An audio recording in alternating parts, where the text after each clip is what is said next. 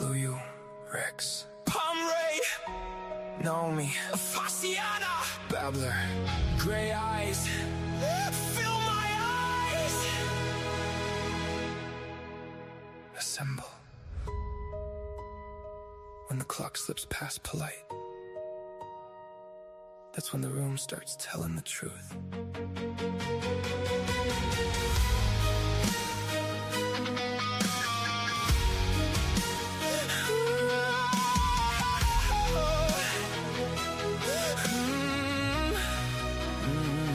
Monday night in the garden of enlightenment. Heads bow low while the room grows intelligent.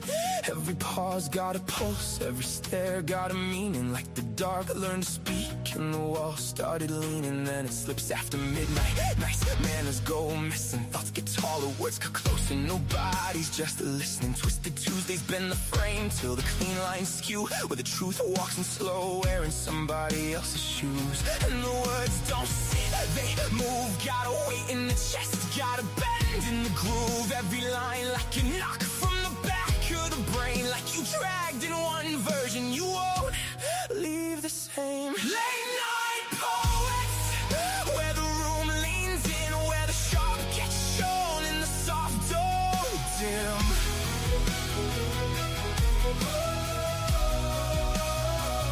Late night poets, hear the whole thing shift from a whisper in the ribs to a line that lifts from the darkened edge of doubt to the pull you can't ignore. We don't just read the night, we make it something more.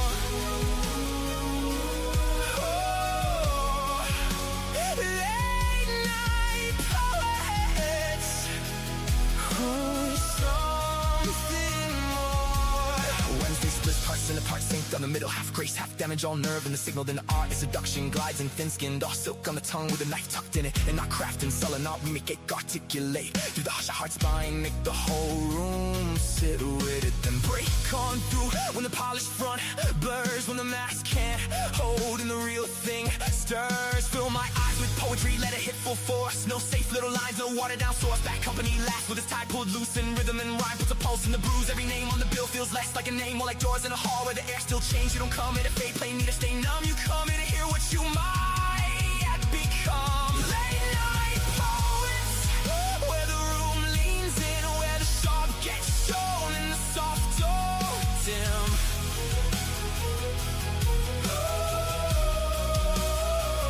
Late night poets, hear the whole thing shift from a whisper in the ribs to a line that lifts from the darkened edge of doubt to the pole you can't ignore. We don't just read the night, we make it something more. Some come shattered, some come dressed clean. Some say a little and still split the scene. Some sound velvet, some sound wire. Some walk in quiet and take the room higher. That's the thing, the same background sound. This is breath with the backbone, it with the crown. This is late souls, live mics, eyes held open. A room full of hearts, refusing to coast into silence. So silent.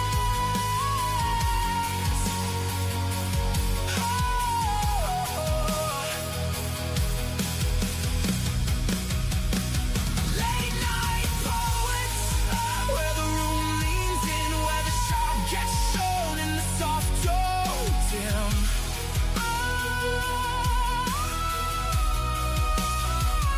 Late night poets, hear the whole thing shift from a whisper in the ribs to a line that lifts from the darkened edge of doubt to the pull you can't ignore. We don't just read the night, we make it something more. Oh, late night poets. When the clock slips past polite, we tell the truth. LNP. I love you, Quicken.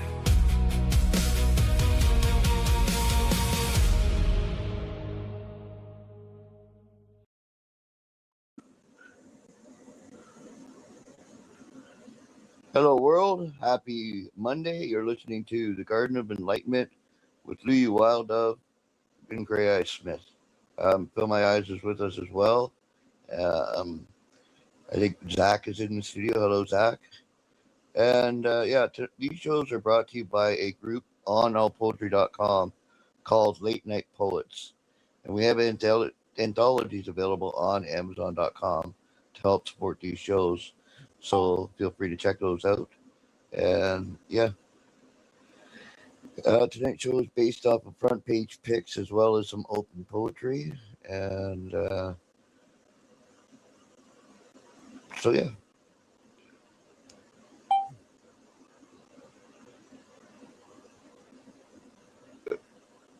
Jack, are you on the air?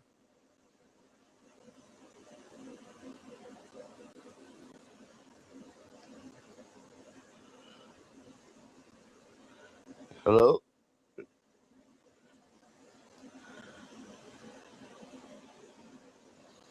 I'm not hearing anything. Are you there, Phil My Eyes? I am. Okay, good. I'm glad to know I wasn't talking. I'm not sure why, but I have some major feedback. Oh, God. Okay, Gray, why did you mute yourself? I didn't mute myself, honestly. Oh. Do you have a speaker on? No. Yeah, I have my speaker on because my headphones won't connect. Like, it works for everything else, but just not this platform. Great, because I keep hearing myself. Hello? Hi, Zach. Hey. Yeah, I can't connect with my headphones, so I'm just using my voice. Yeah, me too. It's weird, eh?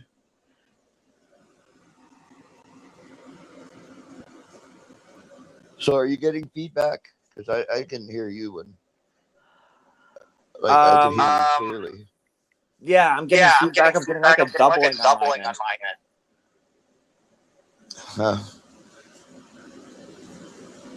So even when you talk, it comes in as double?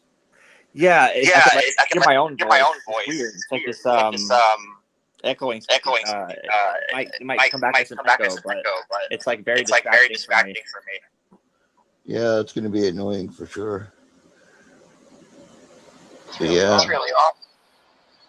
Does it sound okay to you? Yeah, it sounds clear to me. I can hear you, no reverb or anything. Yeah, no, this is background. This is listening the radio in the background. You would hear it twice.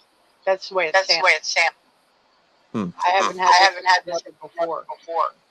So I'm not sure. Wow.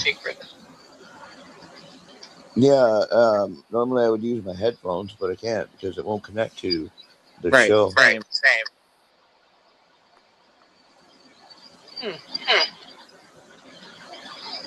So, what about you, Phil? Are you have headphones on? No, I never have. Huh. And I don't hear my. Well, I lost. You don't have any reverb to me. Neither does Zach. Yeah, I don't know. Huh.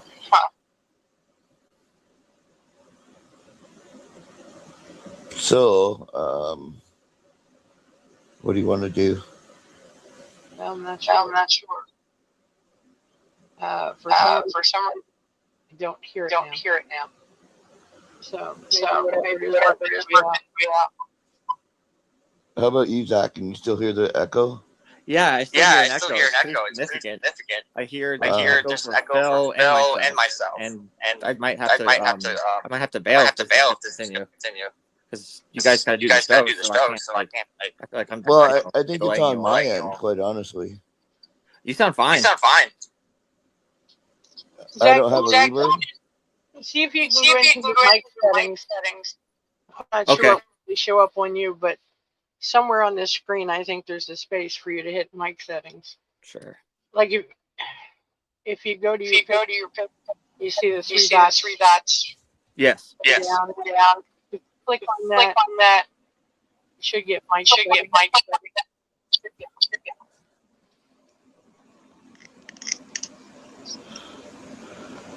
Okay, there. It's better. Do you hear me now? I don't know now. I hear them, but I can't. Yeah, okay. I just put my Bluetooth headset on, Yeah, same. so I got my headset on. Is the reverb gone? well, you haven't had any. It's the other two. Zach and I had it, but I don't hear it now when I'm talking. Do you hear it, Zach? Yeah. Y'all hear me now? Yeah, we hear.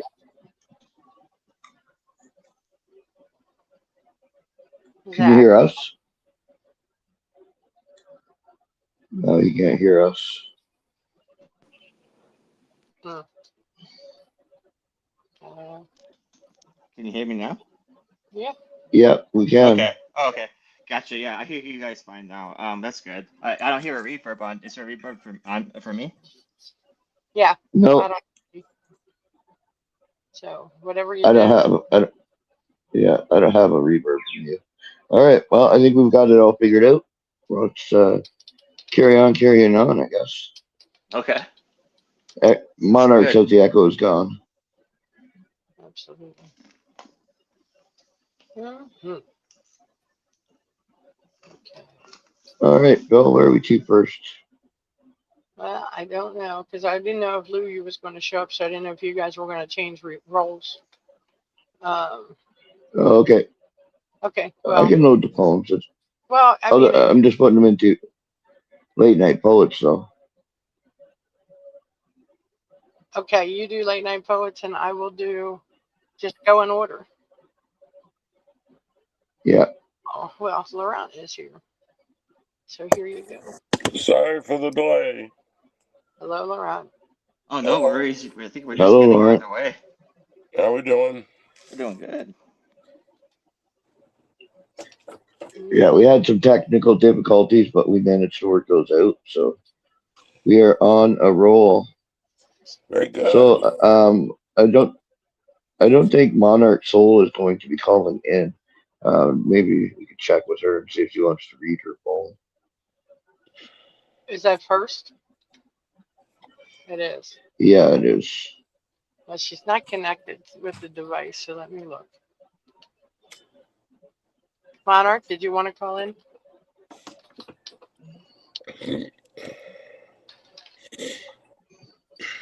She's not calling in. Too much kid crazy. Okay. All right. Would you mind reading for her, please? Fill my eyes. Sure.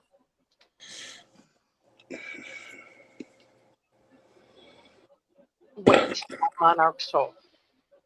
Warm cheek against my breast, small mouth damp. Suckle, pull, release, swallow, breathe. Pull again. A small hand settles on the other side. Tiny fingers explore exposed flesh. Anchor. Milk sweet breaths, soft swallow. Steady pressure along the curve of my arm. Soft down against my skin. Weight settles, small limb relax. Falling into a gentle open pose. Slow shift up to my shoulder. Small stirring. Wait. Breeze. Reassuring slump. The room fades to rhythm. Heartbeat. Breath. Warmth. Wait. End poem. Beautiful read, fill my eyes. And what did you think, Zach? This was a beautiful piece. Definitely an infant with her mom, just her mother breastfeeding the infant or him. And it's just a rhythm to the piece, and just like kind of like this a warmth for sure, and like a kind of a rocking sensation. So I like the rhythm of the piece. It just kind of the short lines kind of build to I like the pacing, and it gives a like a pause, and then like a series of pauses, and and like much like breaths, and I just like that sort of that the way the speaker kind of just paces herself in a way. I don't know. It's just beautiful. Just a very gentle piece. Absolutely. Beautiful comment, Zach. Thank you so much. And Lord Yvonne, what did you think? I thought it was a beautiful look at what a woman experiences as she's feeding her child. Suckle, pull, release, swallow, breathe, pull again. The repetition that can sometimes go on for a long time. I can remember seeing my children feeding at the time, and they didn't want to give up. They liked the warm milk. This really explores a sensation no man is ever going to really experience, at least in terms of breastfeeding, but you can feel it if you're feeding it with a bottle. You can have that same pride, that same love that's so well expressed in this poem.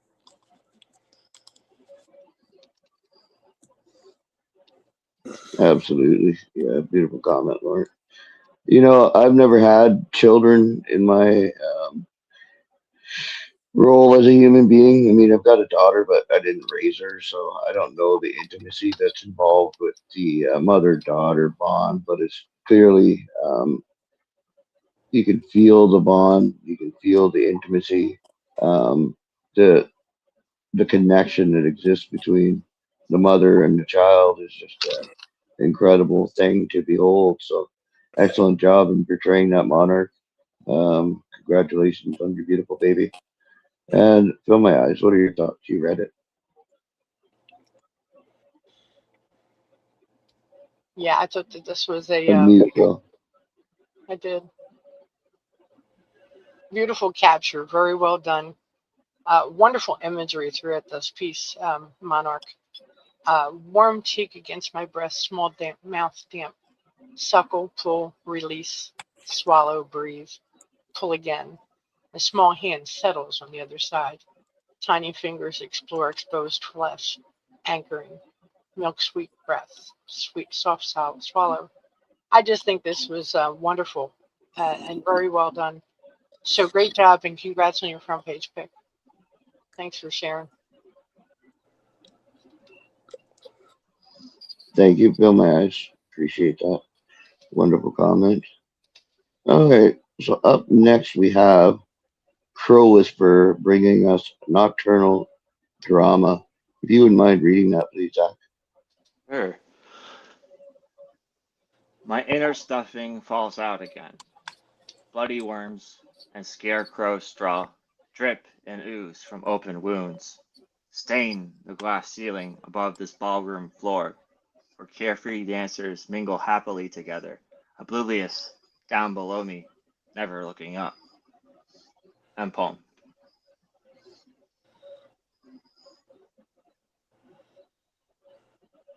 Fantastic read, Zach. Thank you so much.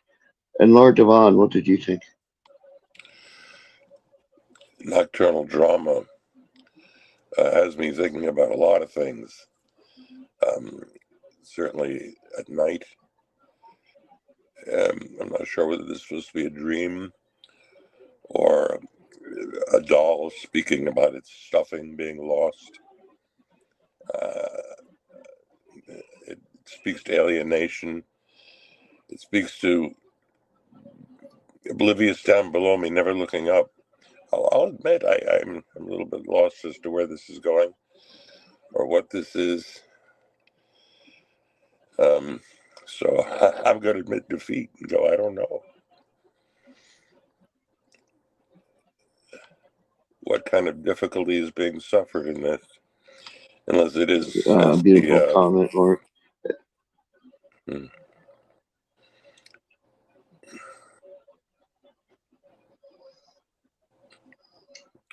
Go ahead. Yeah, I think it's the feeling of anxiety and never fitting in, quite honestly.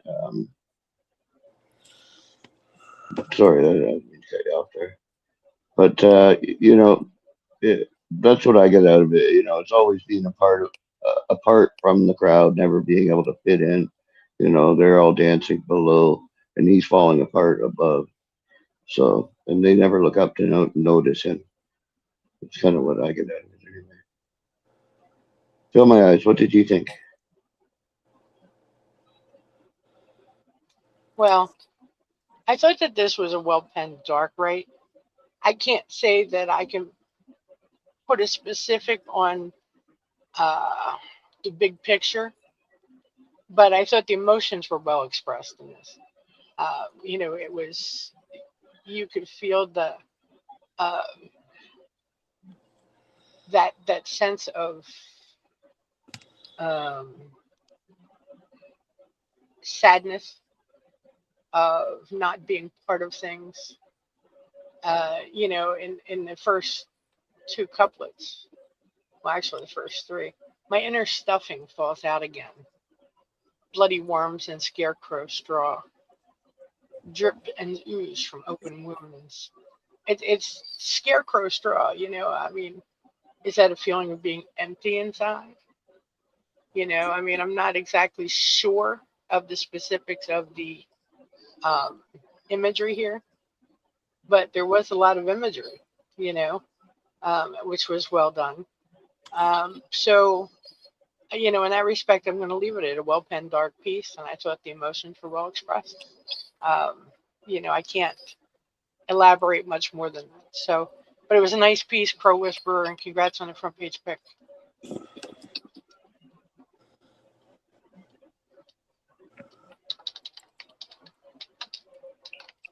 Absolutely. Great comment, Joe. Thank you so much. Alrighty, I'm going to grab the next poem here, and it will post this to the group.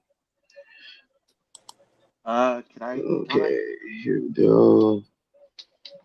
Great. Did Zach comment? This is called Blossom. Oh, sorry, Zach. Yeah, you bet. My bad. Oh no, you're fine. No, he hasn't. So this. Go ahead, Zach. So this piece, nocturnal drama. It kind of reminds me of like a nightmare almost, like kind of like it's definitely dark as though as y'all have touched on. I feel like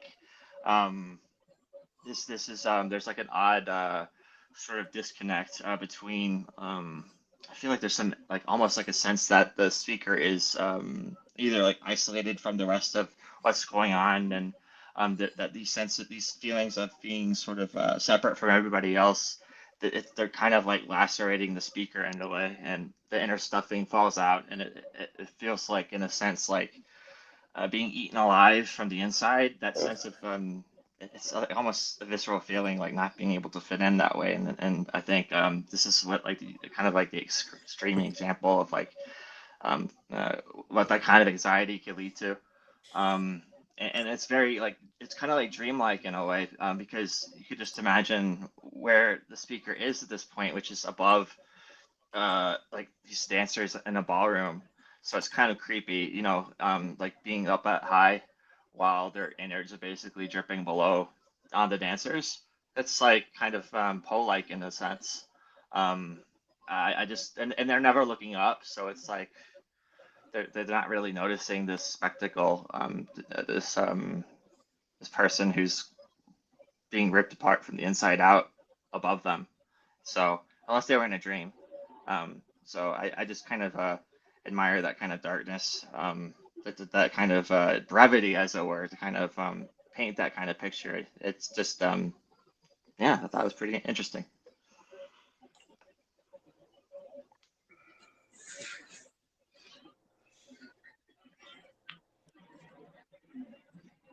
Absolutely. Thanks so much, Zach, and I apologize for forgetting your comment. Okay, Lawrence, I've got the next poem up. It's called Blossom by SKN. If you wouldn't mind reading, please. All right. Blossom. She watered me every day, told me when to bloom, how wide to stretch, when to tuck in my thorns. Mother loved her garden, and I was the proudest stem, painted in praise, rooted in routine, blooming in belief.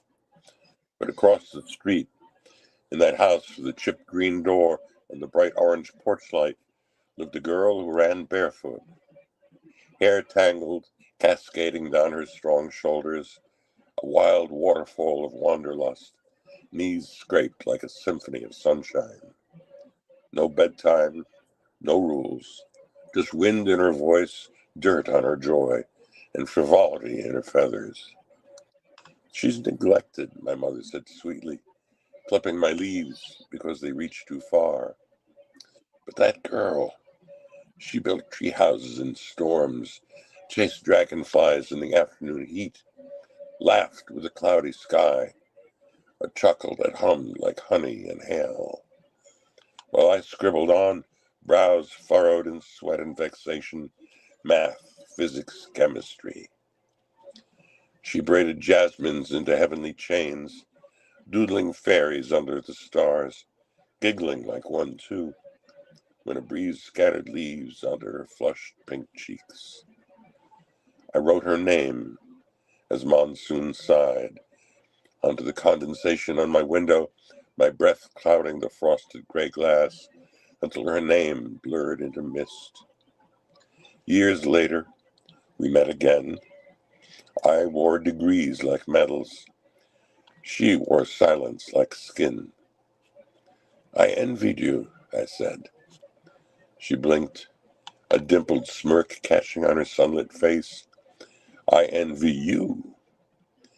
And I still can't say whether I'd been raised or buried. End poem.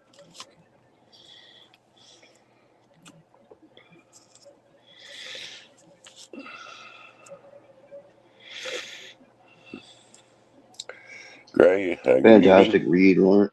Fantastic. And Fill My Eyes, what did you think?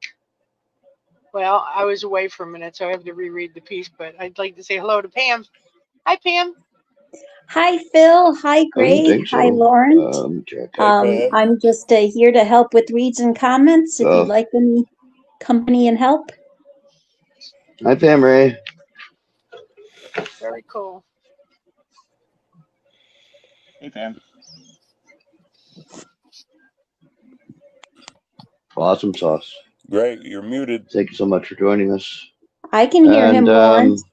I can't did you get a chance to hear that poem? Yeah. Sorry. Me? I can't hear Gray. I can hear. I'm not though. I can hear Gene. I can't hear. Weird. I can't hear Gray. It's got to be a technical glitch. For some reason, yeah, got to be some sort of glitch. Well, I don't know who exactly we're talking to, but I'll assume you're talking to me, and I will comment. You know, as always, SKN. Yep, I don't know why. Yeah, very odd. SKN is a very talented yes, Pam, poet, please do. for sure. And strong imagery and metaphors, great consistency and tone. I think many people will find this very relatable. You know, the idea that however we're raised, there's often something, you know, like it's the saying, the grass is always greener on the other side. There's always something we envy. And I think this is a fine example of that. The idea of someone who has that helicopter style parent and wants to have that sense of personal freedom. And they see someone that they think has that. And it turns out that they both envied each other. So excellent write and very well done.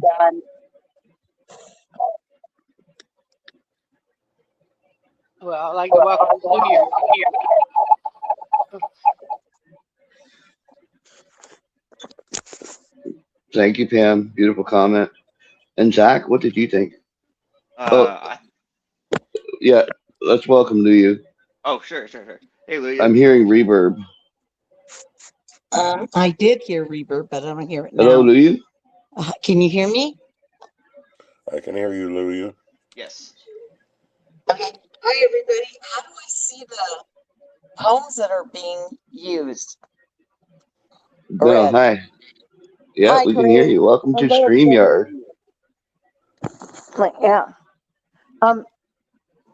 How do I see the poems that are being read? So if you look down at the bottom of your page, you'll see three dots, and Uh-huh. in there it is the links to the poems. Okay. All right. If you So look at it the bottom of says, your screen, you'll see okay, I three hit the dots. 3 points, and now what do I do? Click that, Okay. and Phil is posting the links in there. I don't see anything.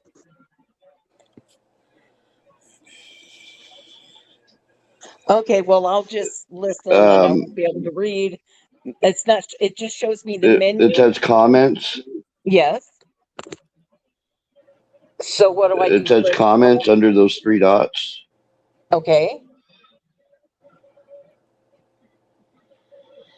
And then I press that? Yeah, so the menu, click comments. Okay. Oh, I see And then it in there. the comments, Okay, you'll see got it. links. Got it. Press comments, and then in the comments, you will see the links to the poetry. Okay, thank you.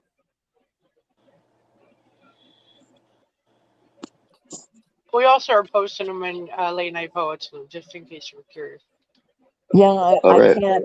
Yeah. Okay, that's fine. That's fine. Okay. I just want to let You're you know. welcome. Okay, And thank Zach, you. what did you think of the poem?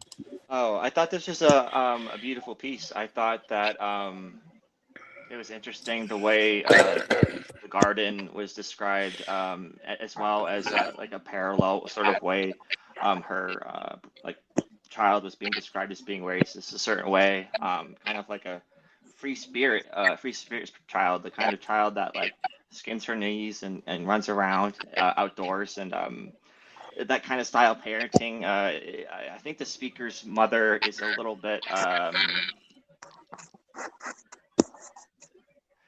maybe a little bit judgmental because she says neglected. So there's like a little bit of a judgment there, but like I don't think that like the um, that matters in the context of how the child is raised. It just a certain way. I just like how specific these memories are.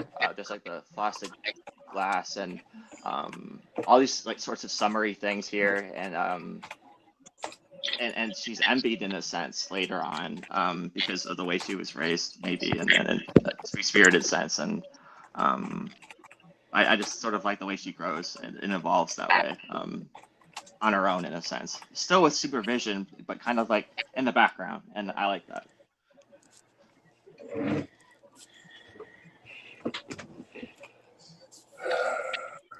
Gray? Pam? Somebody? Can you hear me, Luyu? Yeah, I can hear you. I How do I can hear read the? you. I can hear Gene. I can hear Pam. I can't hear Gray or Zach. Okay, great. How do I read the Hello? poems that Phil is putting in the group? It's just showing me the link. But when I press on it, It probably takes you to another place. yeah, it takes me to some place that's called comment and show on stage. But it's not letting me open it up to read it.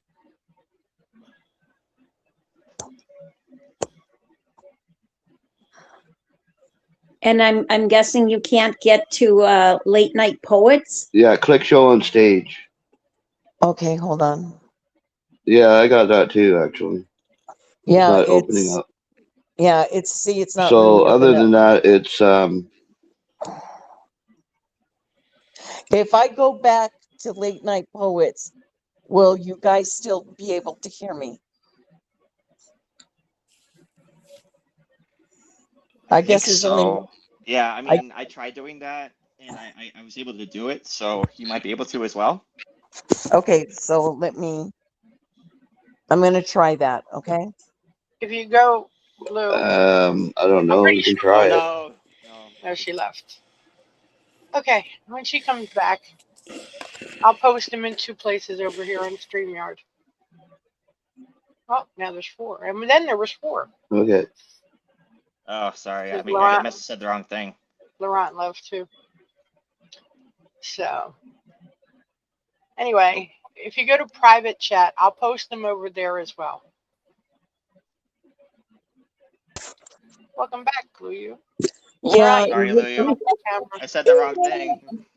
it wouldn't let me go back to. Yeah, he was having difficulty hearing anybody. Oh, yeah, he was. Luyu. Yes, Phil. If you go over to the wherever you went to find the word comments, if you see private chat, click on that one. Okay, comments. Join the chat. No, private chat. I don't know. Is it to the right of comments? It's underneath the comments. It's where I said hello and Monarch said hello.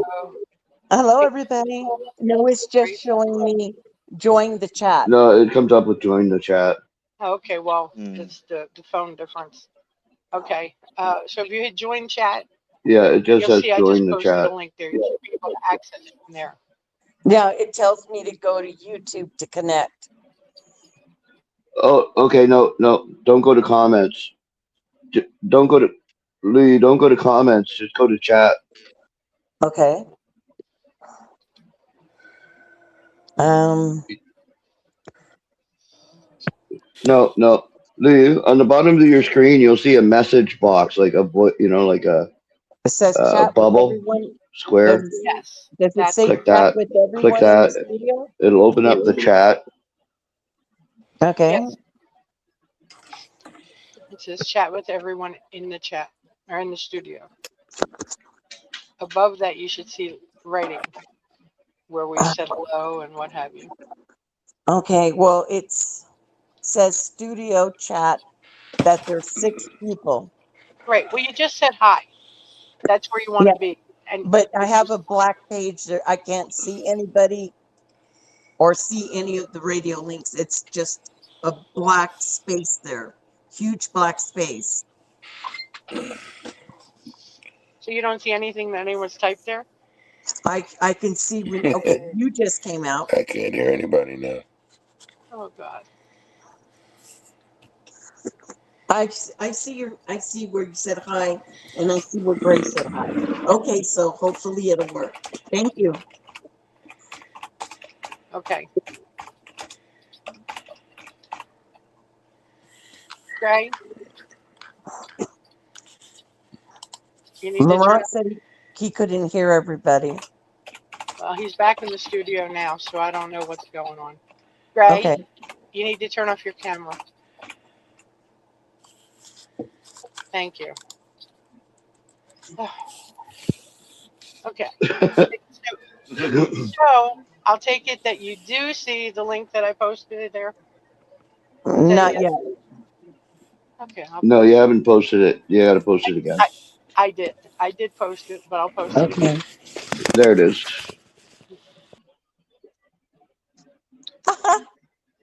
Happy, joy. Okay, what happens when you click that link, though? It brought up the poem, so I just hit the back button to go back to the studio, right? I don't know, because we hit the back button, it might throw you out. Okay, I'll just wait, and then because it's on the poem. I can see the poem. So if you can open up your tabs, then you can go back that way. That's what I had to do. Because we hit the back button, it's going to throw you out. Yeah. So it actually doesn't offer a back button, but. Okay, so what do I hit when I need to go back? Your tabs. Open your tabs. Okay, it's open and it's got a whole list of crap down here. New tab, incognito tab, add tab to new group, history, delete, downloads, bookmark, recent, zoom, share, find page, translate, listen to this page. So I would go history and look for StreamYard in your history. Okay, I'll do that afterwards. Okay. All right. Well, so this is the next poem here, and this is by, sorry, I forgot now, Robert Pileski, and called Hummingbird. I'll give this a read. Dewdrop born with wings, jeweled sprite shines after softly humming. Hummingbird, the least of birds, weighs as much as a quarter. Voyager on the golden air. Wings, ephemeral, ephemeral blur, beat faster than the thought. Spreads love when it flies. And foam. What did you think, Luyu Alta? I thought he did this beautifully. The imagery is spectacular. I like his description where he, in his first stanza, dewdrop born with wings. And in his second stanza, I thought this was just gorgeous. Voyager on the golden air. And, he just painted that lovely little bird that I love. Wonderfully written, wonderful poem. Excellent brevity. Thank you. And Pam Ray, what did you think? Oh, this is absolutely lovely. And how fitting it is to have a poem about a hummingbird be a brevity. And I thought there was great lines throughout, but I especially liked that first stanza. Dewdrop born with wings, jeweled sprite shines afar, softly humming. Wonderful lines and very well done. Can you all hear You, me okay? Oh, yep, loud yeah. and clear. Great, thank you. You're welcome. Thank you. And Lauren, what did you think? Before I start, I'll just say now I can't hear Pam. I can hear you again, though. That's nice. Oh my This goodness. is this is, this is a perfect portrayal of something the poet calls dewdrop born with wings. I love the phrase Voyager on the golden air, and I love wings, ephemeral blur beat faster than a thought. It really is an excellent description of that little jewel called a hummingbird. Absolutely. Beautiful comment. Thanks so much. And Zach, what did you think? I thought this was a pretty piece. I like the emphasis on speed throughout, speed and like smallness, but not like just because of the smallness of the hummingbird doesn't make it any less of a bird. And I like how it's like the least of the birds is described, but definitely not the last. And the way the poet kind of sneaks sort of facts into the poem, like weighing as much as a quarter, or like wings beating like faster than a thought. That's what it does. I mean, no one could produce thoughts that quickly, and if they do, then wow. But anyway, yeah, I just really enjoyed this piece. It's nice, pretty piece about hummingbirds. Nice brevity. Yeah. Thank you so much, Zach. And yeah, I love the poem. It's a brevity, but it says so much about something that I love. Hummingbirds have always fascinated me. They're so beautiful. They remind me of flowers on wings. And I remember we owned a lodge in Northern Ontario with a screened-in deck, and one of them got stuck, boom, right in the screen, flew right into the screen. So I just kind of opened the door and smacked his beak back through, and off he went. But such a beautiful moment to see it. It was flying at full speed, but absolutely motionless, so I could admire the markings on it, and it was a wonderful moment. Not for it, but I really enjoyed it. Um, but yeah, thanks so much for sharing that, Robert Kleski. All right, let me grab the next poem here. Fill my eyes. Are you back?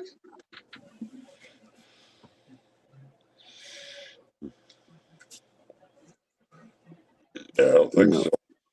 no, not yet. All right, I'm gonna post the next group into the next poem into the group here. All right. Oops, shit, I just posted it into her topic board. All right. Whenever you're ready, Pam Ray, can you read that next one, please? Absolutely. I'll just get back to where I need to be. All right. We have There Are Never Any Clothespins or Hairnets Here by Sandra Lee.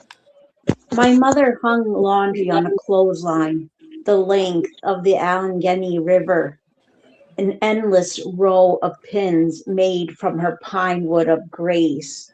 Her house dress flapped in the wind with a hairnet around her curlers, completing her mundane duty. This was after she fed each garment to the old wringer washer, the monster I was never to touch. I imagine that what she thought about her chapped knuckles of courage and careworn face while drinking her second cup of percolated mercy, cigarette drags between sips. She tiptoed out the front foyer when leaving in those days.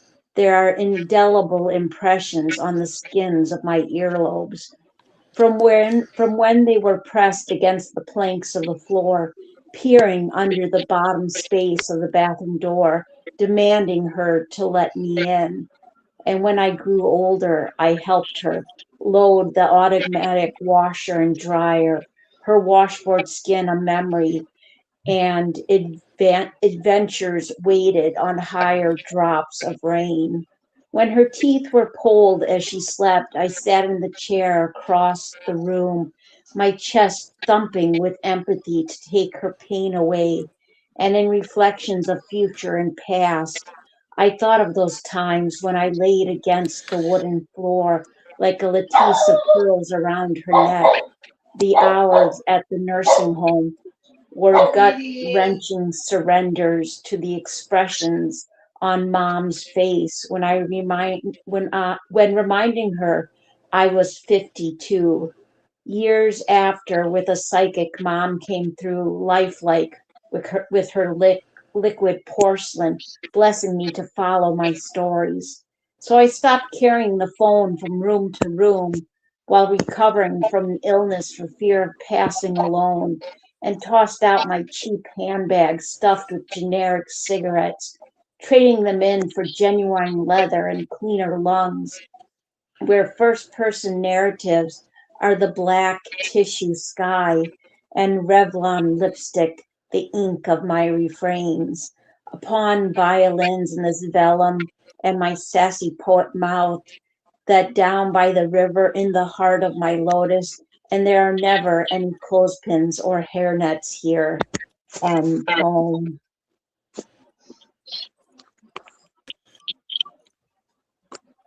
Beautiful read, Pam Ray. I enjoyed the write a lot. What did you think, Zach? I thought this was a really nice read. I like the specific concrete imagery of the speaker growing up by the Allegheny River, and I like the detail of the clothesline and not being allowed not being allowed close to the washing machine. It's kind of intimidating as a youngster. I like that detail. And I like the passage of time within the narrative, um, the reflections of future and past, and also I like how there's like a noted difference between how the speaker grows up and how the speaker is living in the future, because there's no clothespins or hairnets at where they're currently living.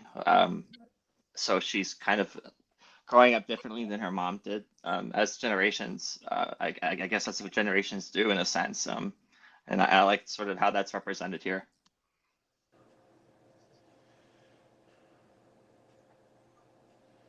Beautiful comment, Zach. Thank you so much. And Luyu Wilder, what did you think? I really enjoyed the read that that Pam did of this poem. She read it nicely so we could hear each word in detail. And it just took me in this timeline of the past that was very picturesque, and we could see everything. And then it goes to the future where everything starts to change, the texture, the material, the danger signs not to smoke cigarettes, how science starts to move, and we change things. But the stanzas that I really like, where Zach brought out, when they used to work, we used to wear um put the rollers in their hair and get their hair rolled up so it would be nice when, father came home and you would look pretty.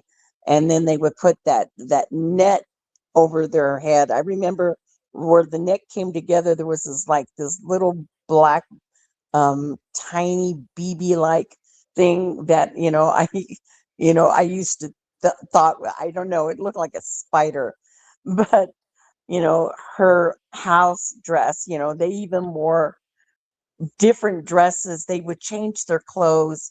It was still kind of the Victorian era type of belief. You would wear like aprons and clothes to do housekeeping, and then you would change out of it for dinner and have to take the rollers out of your hair. It says that this was after she talks about that, and then it goes into the wringer from the washing machine. They would just spin it, and then you would have to pull it through these little wheels to get all the water out. I don't know which type of washing machine she had here, and she says that this was a monster that she couldn't touch. I imagine she thought about her chapped knuckles of courage and careworn face while drinking her second cup of percolated mercy cigarette drags between at that time a lot of people smoked. They didn't know how dangerous it was. But what I liked was that percolated mercy she talked about, where they would in the back in the 50s and 60s, early 60s, they would have that coffee that would go through that glass bubble and you could see it percolate. And they used to have a commercial that would go with that. I'll be right back. Okay, I'll be back. Okay, we'll wait for you. Yeah, great read, Pam. I really enjoyed the write. I thought it was an excellent first person narrative. You know, um, the times she reflects on with her mother are both heart wrenching and heartbreaking at the same time. Um, my mom's getting older too, but she says in her author's note she was, sorry, 99 on March 1st, 2021. So, I mean, that's a good long life, really.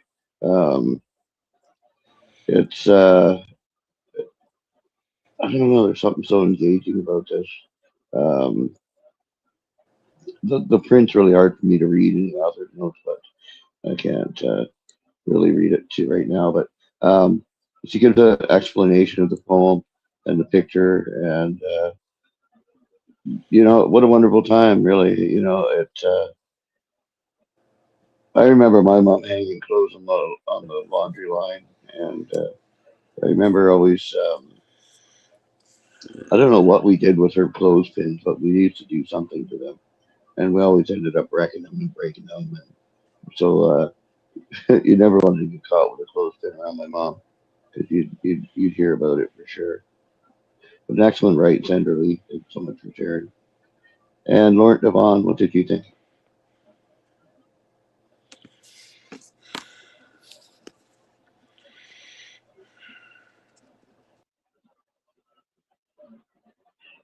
Hello, Laurent.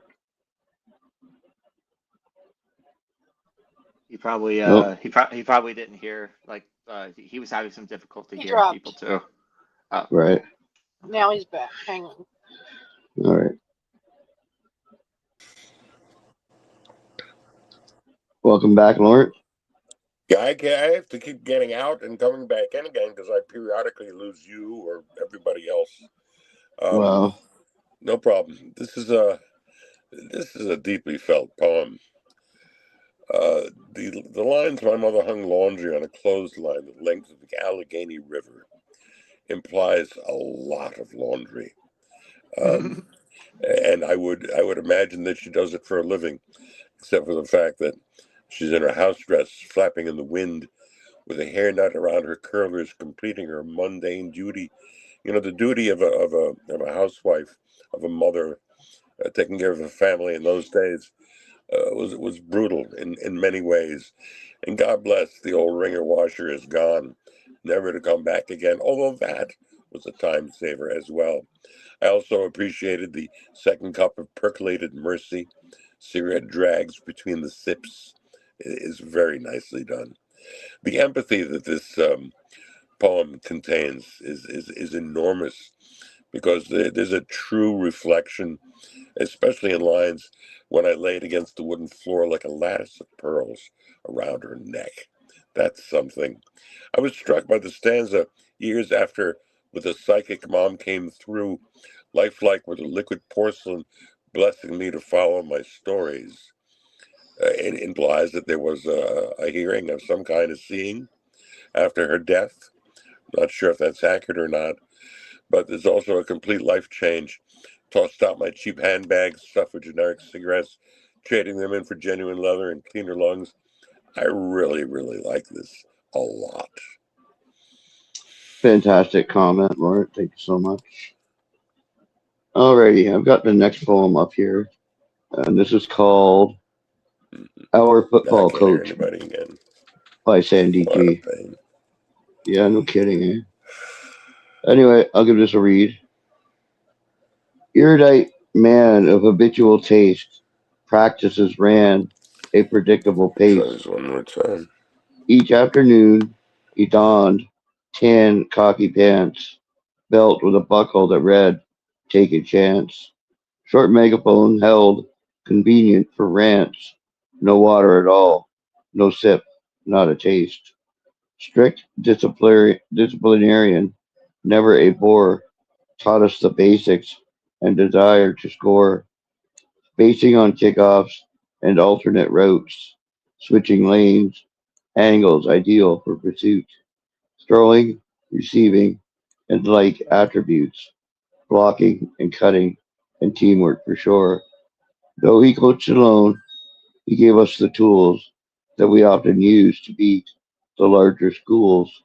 Every sports team shared our transition. Winning soon became a school tradition. End poem. That was really nice, right? What did you think, Pam Ray? Well, first of all, great read there, Gray. I thought this was wonderful. It's an excellent tribute to his high school football coach or school football coach. And I like how it speaks on the importance of team sports when the coaches have the right attitude and they pass that attitude on to the children that they're teaching. And I thought there was great lines throughout. But I did especially like the attention to detail in the second stanza. And I think it's just wonderful how it starts out teaching the importance of teamwork, and then going on to that there became a transition into winning. So excellent right by Sandy G, and very well done. Beautiful comment, Pam Ray. Thank you so much. And Zach, what did you think? I thought this was an interesting piece. I like um, how the coach became like sort of predictable in a way, but I don't mean that in like a disparaging way. I mean that like he was regular and consistent with his ways of like practice, employing his methods of practice for the team. Like they're very positive, and he gets into the like nuts and bolts of the plays and the routes, and very specific. And he's a kind of a clean cut individual, but that's how coaches are kind of expected to be in a way. And coaches, this one in particular, though he coached alone, seems to be well equipped to help his team win, because by the end of it, winning becomes a tradition. So that's also sort of consistency too, and it becomes that winning in a way. And I hope that they don't take that for granted over there at the high school. Um, yeah, I just thought that was a really enjoyable piece. Beautiful comment, Zach. Thank you so much. And Pam Ray, what did you think? Well, I already shared my thoughts, but if you think my thoughts are so nice, I should share them twice. Well, no, I just can't get me enough of that Pam Ray. So, but thank you so much for sharing your comment. Lee Wildub, what did you think?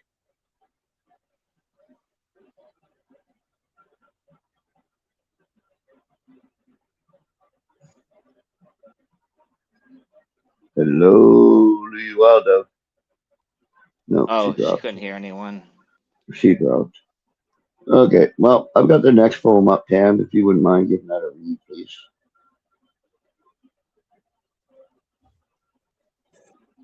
Did you say my name? Yes, please, Pam. Okay. All right.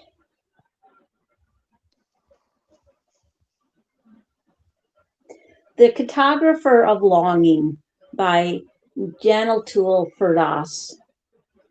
Candles breathe over parchment seas, ink spills into continents with ease.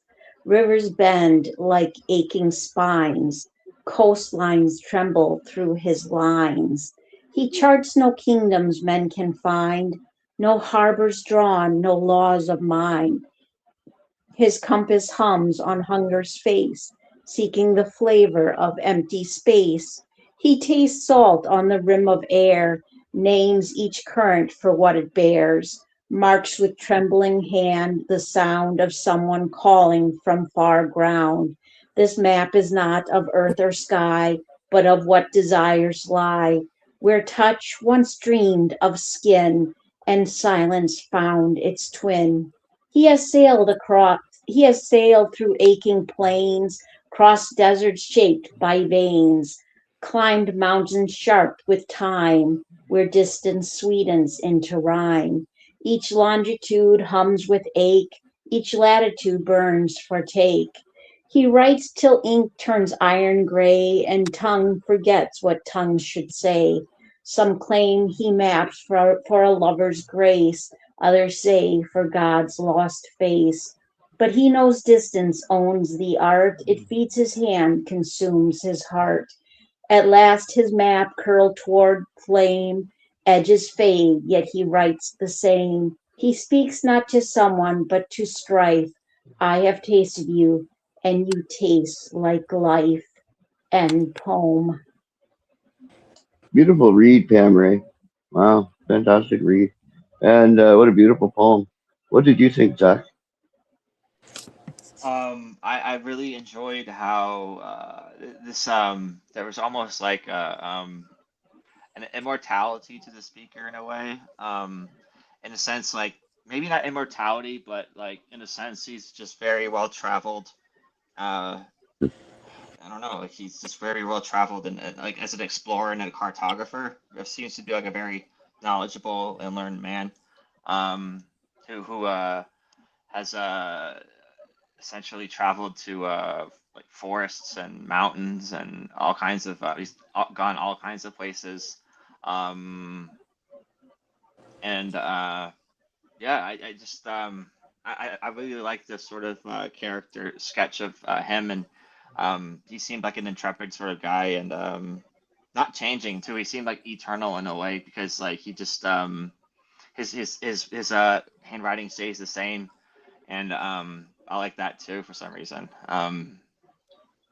But yeah, I just I enjoyed. It seemed like it had like a real zest for life too, kind of in a sense that only explorers could really have, and that sort of adventurous spirit. I think the speaker definitely has, and yeah, seems to like really just be all out for life, and I like that.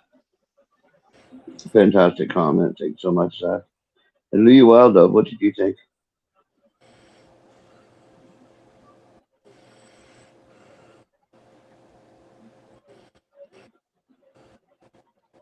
Hello, Luyu. She's not back yet, eh? Oh, no, I guess not. Lauren, what did you think? He charts no kingdoms men can find, no harbors drawn, no laws of mind. His compass hums on hunger's face, seeking the flavor of empty space. I love the way this poem is not a map of earth or sky, but of where desires lie, where touch once dreamed of skin, and silence found its twin. You know, the cartographer of longing. That's a beautiful play on the title. This is excellently done and metaphysical indeed.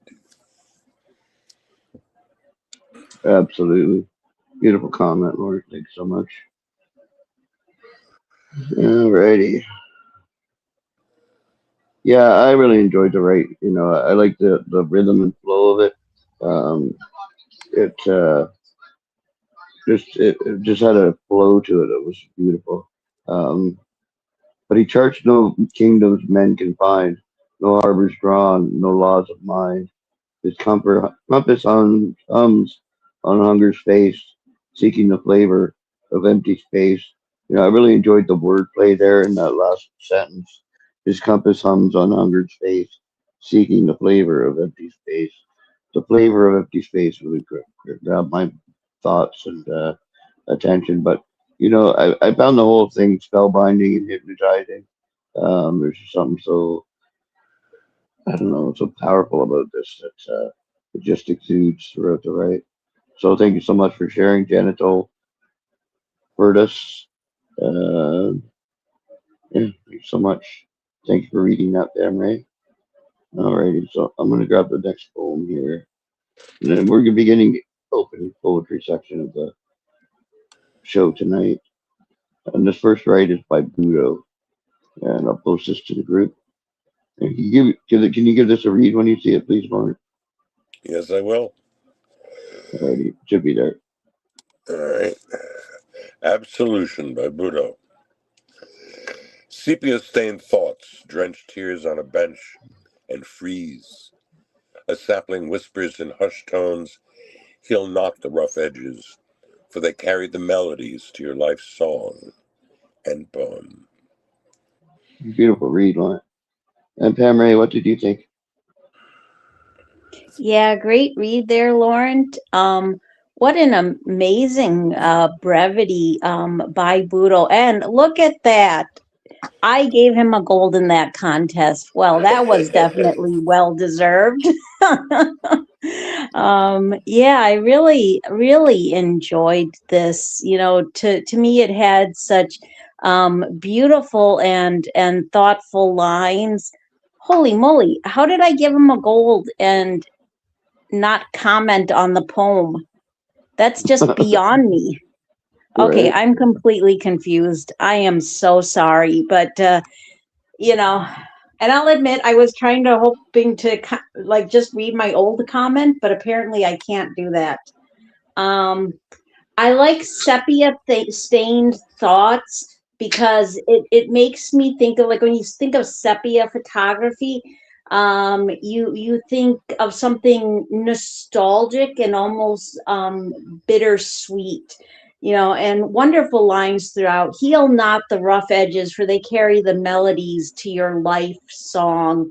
That is wonderful line, speaking on the idea of part of what and who you are is because of the difficult times that you go through.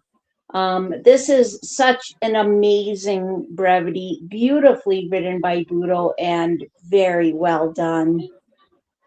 A beautiful comment, Pam Ray. Thank you so much. And Zach, what did you think? I really thought that this poem carried an endearing message at the heart of it, which was to embrace the whole self rather than just parts of rather than parts. It's like the self is greater than essentially the sum of its parts, or any one of them. And I just like how yeah, all those rough edges and you know, those memories are still part of the South, and just as much they're just as much valid as anything else, and they need to be sort of remembered in their own kind of way. And I sort of like how that sort of realization comes to be in a very natural sort of way through the sepia saying thoughts, like freezing on a bench. So that's kind of like sap that's like frozen onto a bench, and there's a permanence there. And I like how there's like a personification of like the tree whispering thoughts to a bench, and that's kind of urging. I mean, I just kind of think like what it makes me wonder like who's just sat on the bench and just kind of gazed at it too, and it's sort of like peaceful in a sense, and yeah, what kind of edges they might have had. I don't know. It's just it's kind of a cool brevity.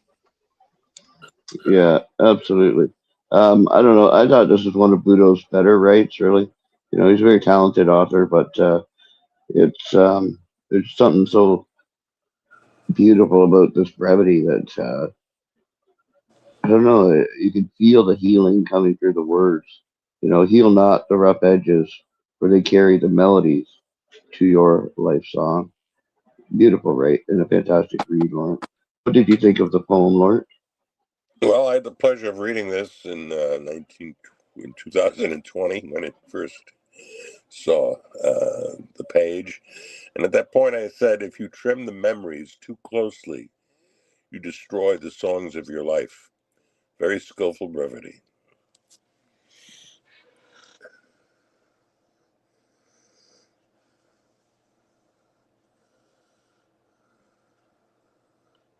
Last night when she tried to use StreamYard, it blocks out her internet, so I don't think Luyu will be returning tonight. But yeah, we'll wish her all the best and happy healing. Hopefully she'll feel fine. So yeah, I've got your poem up, sorry, Zach, if you wouldn't mind reading, please. First thing, yeah, I'm gonna give a little bit of context to this one first because it's in the middle of a series I'm writing, and before this one was before this entry in the series, the main character was essentially captured by his parents because they forced him to kind of consume human meat, and he didn't like that, so he was very defiant in his resistance of that, and yeah, this is like kind of more of a character driven piece. This has less horror, but more kind of this is like after he's been captured and his siblings come to visit him. So this is that. And this is the drawing of the five. Rhea, the strongest, broke out of the first of the five siblings. Or sorry, Rhea, the strongest, broke first of the five siblings. After a night of hair pulling and pacing, she stepped out. The house creaks. Splintered beams and walls groan. Door opening, she inches closer to the solitary room. Silence, save wooden wheezes wheeling to the door. Chained to the floor is a silent Adam, skinny, shivering. A rotten smell blew past the iron-barred door hatch. Meat scraps tossed, burst open, flies light in and out. Adam stared forward, oblivious to the rancid scent, hell-bent on escape, but he groaned with hunger pangs. He turned on the straw floor mat, aware of her gaze. Guessed he was nest for partial consumption. Edible, sort of dry, Rhea drew carrots from her pockets. She thrust her fists against the iron doorpost, clenched. Brother, the last of your garden. You must eat these remnants to grow big and strong like me, right? Sister, I loom above you, sitting flat on your rear with that chair. Adam ate her final bits of his supplies, sobbing with relief. A stampeding flurry of creaking steps sounded from behind. Rhea and Adam froze. Their muscles tightened. She whirled around. Hold, sister, lest you beat brother and sister to a dripping pulp. Candlelight in the gathering darkness illuminates. Unwavering light, flickering in 4 pairs of defiant eyes bright. Rebellion crystallizes in the middle of the night. End poem. Beautiful read, and wow, what a write. What did you think, Tamray? This is fabulous. Great storytelling as always, Zach. Strong, visceral imagery. Great lines throughout. I like your attention to detail with the characters. And I like how you bring the darkness into lessons learned, and especially in where it says edible, sort of dry. Rhea drew carrots from her pocket. She thrust her fists against the iron doorpost, clenched. Brother, the last of your garden, you must eat these remnants to grow up big and strong like me. Sister, I loom above you, sitting flat on that rear with the chair. Adam ate her final bits of his supplies, sobbing with relief. With relief. I like how those lines speak on sacrifices made, and the love between siblings. So excellent, right, and very well done. Beautiful comment, Pamela. Thank you so much. And Lauren, what did you think? No, this is gritty. It's dark. It's atmospheric. It has a tone that suits the image extremely well. A rotten smell blew past the iron barred door hatch. Meat scraps tossed, burst open, flies like in and out. Adam stared forward, oblivious to the rancid scent. Hell-bent on escape, but he groaned with hunger pangs. He turned on the straw floor mat, aware of her gaze. Guessed he was next for partial consumption. Wow. Really enjoyed this, Zach. Absolutely, beautifully done. You have talent in the dark side of writing, really. Um, this reminds me of an author like Clive Barker or something. It's so descriptive, so engaging, so palpable that you can feel the hunger, you can smell the rotting meat, you can sense the air in the dungeon. It's incredible, really. I really loved it. It's a beautiful read as well, Zach. You said that your picture in your author's notes. Yeah, I made that picture after the piece. I just periodically I've been like, yeah, that's the picture that I chose. Um, Wow. So yeah, you made that picture. yeah. Wow. How did you do that, if I can ask? Oh, it's just a goofy AI tool. It's a goofy AI Oh, wow. tool, and I just used kind of a detailed prompt to kind of like exactly specify what I wanted, and that's what it, Right. that's what happens. All right. Yeah. Well, Um, beautiful job, Zach. Thank you. Yeah. I do. I was definitely inspired by Clive Barker and like Stephen King, Thomas Harris, Wes Craven, Peter Greenaway, those kinds of guys. All of them kind of have like this weird, like it's almost taboo kind of what they talk about and with cannibalism. And I try to keep it in the background. I try not to be too overt about it because sometimes they like to be very like it's like the centerpiece for their stories. But I try not to delve too much into that. I try to make more of the characters driving the piece. So rather than the spectacle of the grossness of the cannibalism. So that's what I like to Right. do. Yeah. It's still there, but it's not in your face. Right. Yeah. Beautiful job, Zach. I really enjoyed it. Okay, Lauren Yvonne, I have your poem up next. If you wouldn't mind reading that, please. All right. This is called Liberty Call. Psychedelic tropes flash their syntax of sin. Come on, boys, we got naked women within.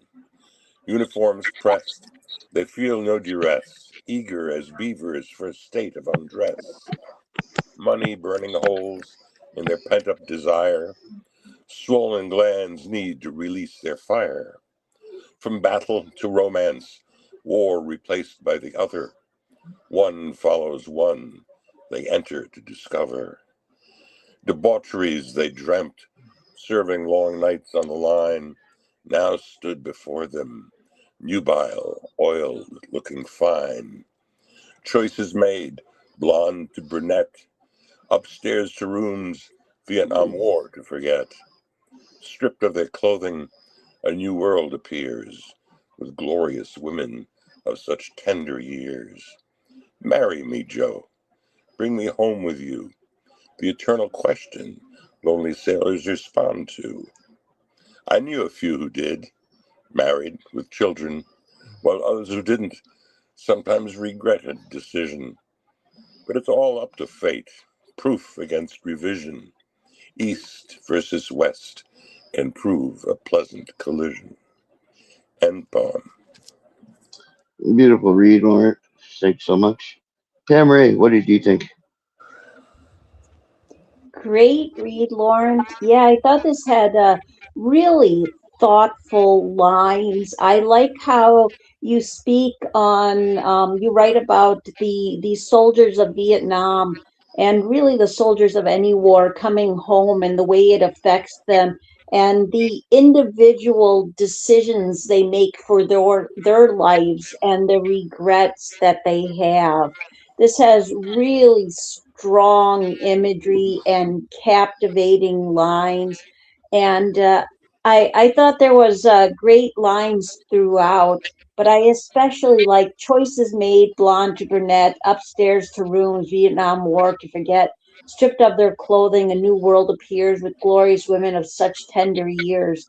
Marry me, Joe, bring me home with you. The eternal question lonely soldiers respond to. You know, the idea of these soldiers, these sailors that turn to sex, to sex workers as a way to, you know, forget the difficulties that they are going through.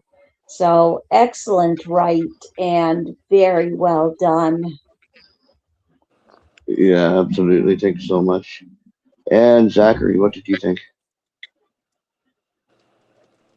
Yeah, I thought this was an interesting piece. It definitely brings to mind historically what sailors do to sailors and soldiers after battle. There's like this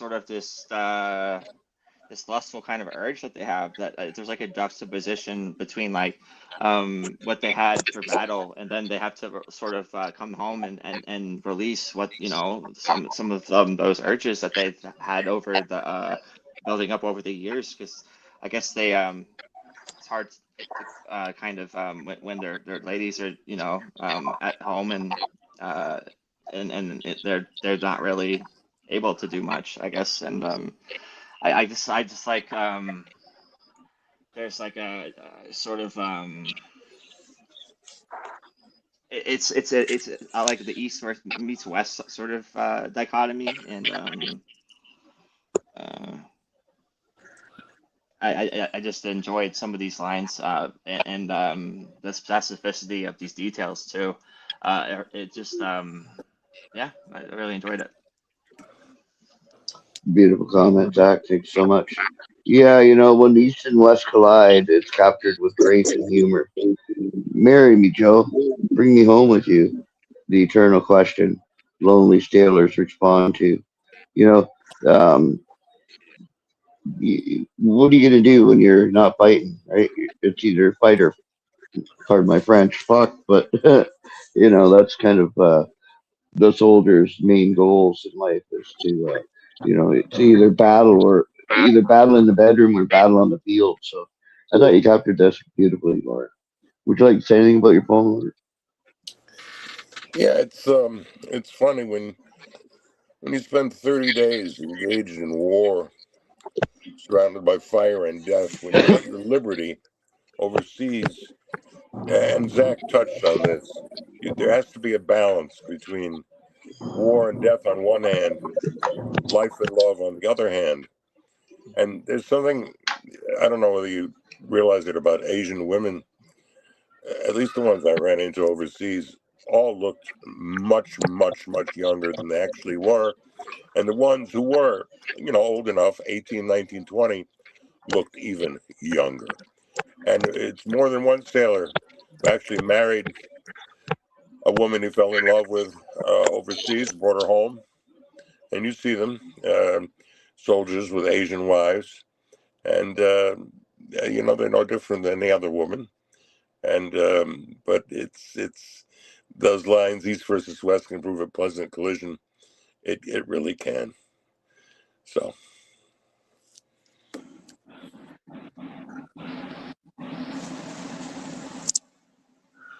Hello, can you hear me? Yeah, I can hear you. Okay, good. Thank you. Yeah, fantastic comment, Lauren. Thanks so much. My headphones just died, so Yeah, I heard the and hiss. yeah. So I'm gonna grab the next poem here,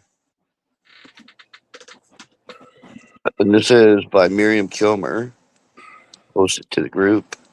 And when you see this, could you give this a read, please, Pam Ray?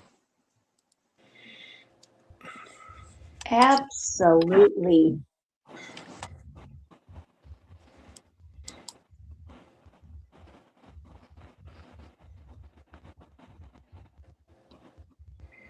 Requiem Evening Twilight by Miriam Kilmer. The fiercely golden sun slips slowly into waiting waters, splashing yellow curls in her wanton wake. A loon floats, bobbing slightly on the darkening surface of the lake. As twilight fades to night, her haunted, lonely haunted warbling echoes, echoes, declaring the death of day and poem. Beautiful read, Pam Ray. What did you think, Zach? I thought this was a beautiful piece. This was like something that I could imagine seeing a lot of as in the sun setting, but a writer could write it differently every time, and I think Miriam's one of those writers that who could like write this from any different way, uh, and kind of capture something differently every time. And in this case, she chose to use a loon to kind of chart the progress of the sun's as the sun approaches and sets, the loon's kind of watching, and the whole scene's darkening, and it's very cinematic that way. And the loon's the one that sort of captures the sun's disappearance by echoing Mhm. that sort of call that they have, kind of eerie in a way. I enjoyed that.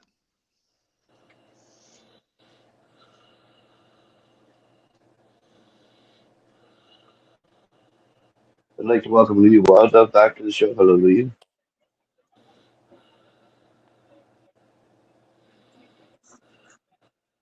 Hello, Luyu. I said hi. Oh, okay, I didn't hear you. I hear you there now. But yeah, welcome back to the show. Did you get a chance to hear that last poem by Miriam Kilmer? Oh, Miriam's poem. Yeah, I was reading it. This is such beautiful imagery and this brevity that I really enjoyed so much. You know, this is a well-deserved front page pick, and I see that she got a gold medal, which is well-deserved. I like the fiercely golden sun slips slowly into the waiting waters, splashing yellow curls to her wanton wake. I could just feel myself on the boat on the other side of her, just sitting calmly watching nature and watching the day fade beautifully, because she talks about that the lake starts getting dark. So I just thought this was just gorgeous and Beautiful beautiful read. I comment. think it was So, Pam that read. yeah, beautiful comment, Luyu. Thanks so much. Um, Lauren, what did you think of the poem? This is very much to me the pure poem. It is very visual.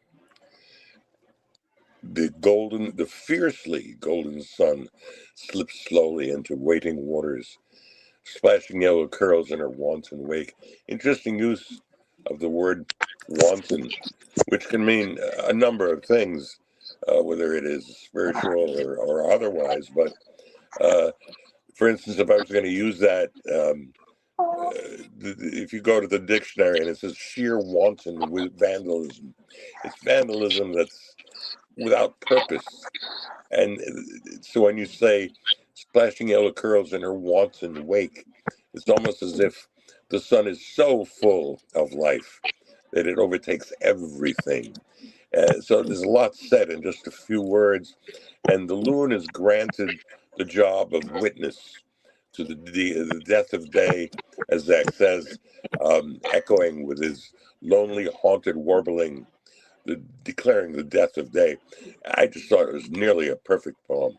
Lovely, lovely, lovely.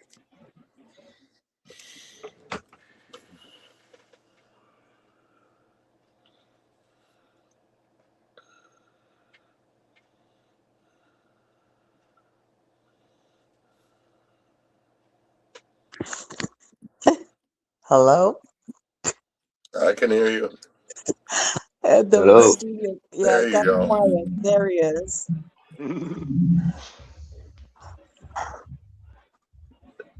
So, fill my eyes. Can we put Frank's audio on?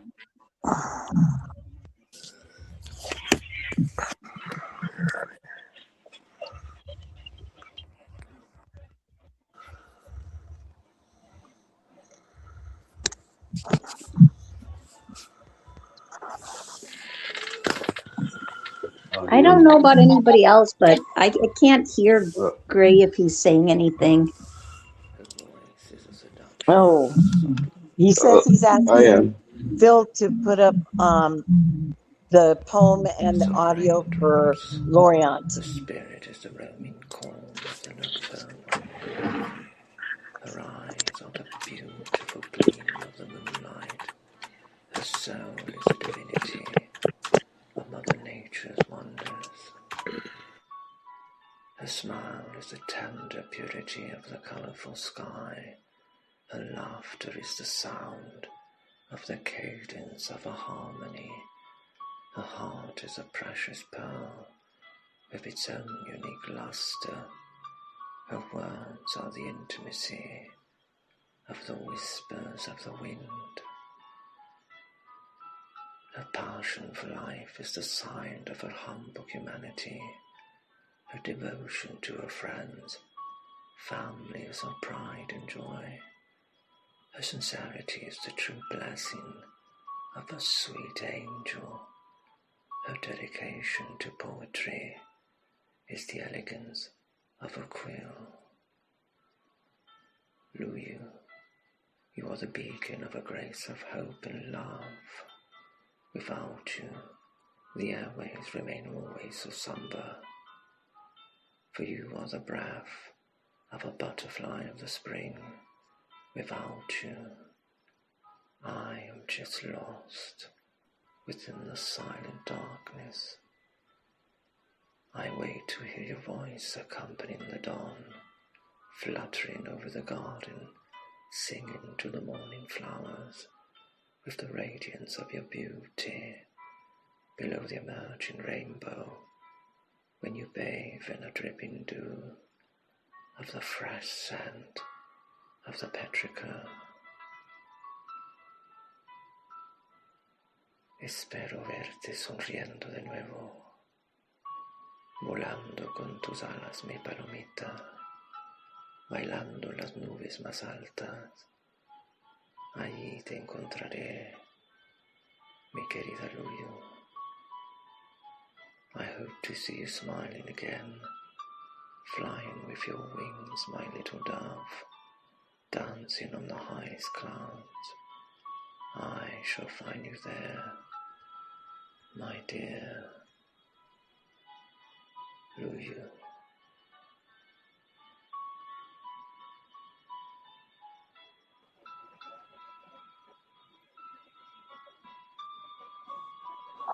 Wow, beautiful poem and excellent Whether reading. she's going to carry What a did you child. think, Sam Ray? You did say my name, right? I couldn't hear. Ray, I repeat did. what Thank you you. just said. Please repeat. I asked Sam Ray to comment. Okay, okay. Yeah, I thought, oh my goodness, what thoughtful and heartfelt lines. This is a That's our reporting beautiful now. tribute to Luyu, and her heart, her spirit, which is a light for many of us. The Spanish is a nice touch. And I think there's wonderful lines throughout that truly describe Lou to a T, but I especially like her passion for life is the sign of her humble humanity, her devotion to her friends. Family is her pride and joy. Her sincerity is the true blessing of a sweet angel. Her dedication to poetry is the elegance of her quill. Wonderful lines and very well done.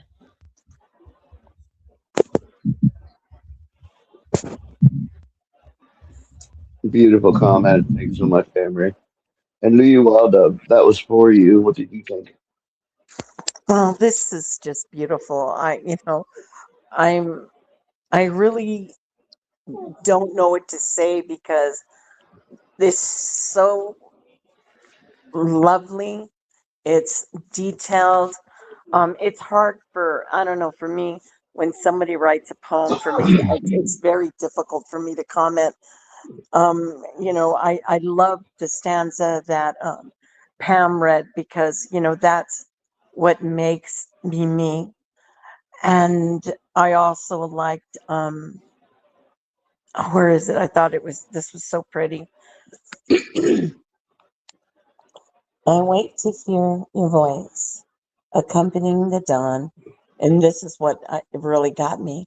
Fluttering over the garden, singing to the morning flowers with the radiance of your beauty. And, I thought he caught that beautiful because, I love to get up early in the morning, take my cat outside and water my flowers and watch the bees and the birds and the butterflies dance in my garden, that's one of the places I'm happiest. And, I feel free. And, especially when I'm recovering from something. And I just, that was just made me homesick for my garden. I miss, I miss everybody and I miss everything. And I found this very touching. Thank you, Laureate.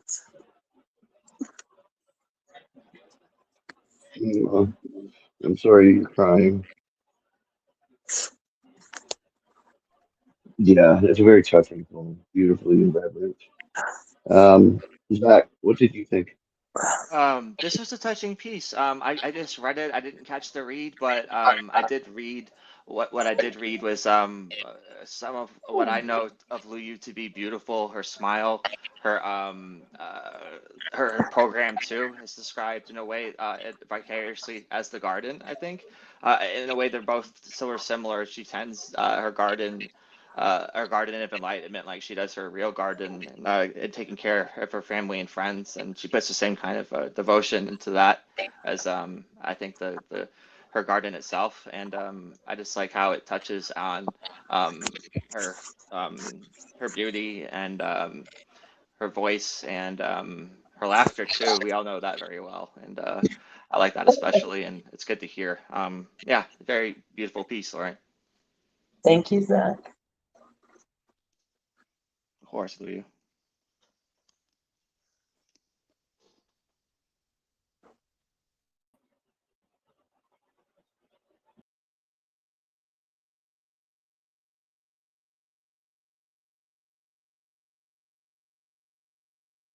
Hear you. Fix your camera, Gray.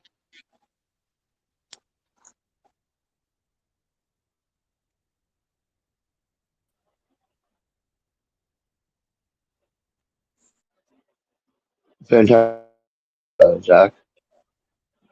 Thanks so much. Alrighty. All right. Can you hear me, Pam? I'd like to know what Laurent thinks. He's not here. He dropped. Oh, no. Okay. Yeah. Past his bedtime. All right.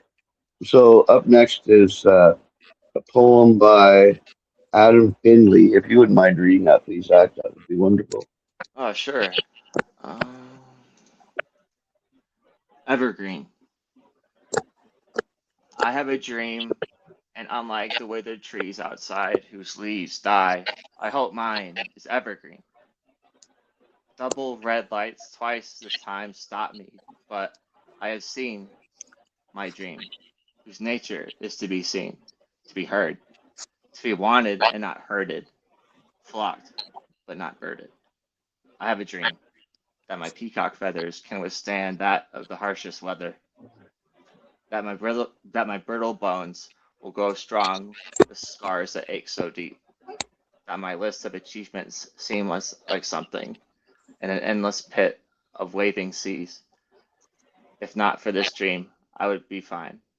But there would be more glimmers in my smile if I did not have to sit there simmering for a while, a sausage on a sizzle slow fry. My dream, the steam, slowly dissipating. My esteemed guest, the frying pan, turning me to scorching with patience, and my self-esteem thin, like oil spread across the baking tin. I have a dream. 2025, I break out of exhausted morals, start doing what's right, write last words of existential dread, pulling from the previous exits of the threads, because I was bad, I was nasty, I liked it a lot. The chip on my shoulder came gambling pots, red letters inside came blackmailing plots.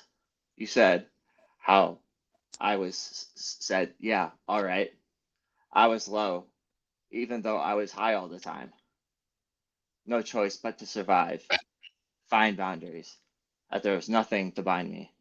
So boundary lines wake me in the dead of night, till I am loudly, proudly, ringing bells to the Most High, till the day He found me, and I found He. So please, G, I have a dream. I will make no excuses and no longer apologize. 2025, lights, camera, action. We're rolling live. Eyes this way. Lies on stage I tell to you, for I know not what is true. I have a dream, and so do you. My dream is this. It's what I do. End poem.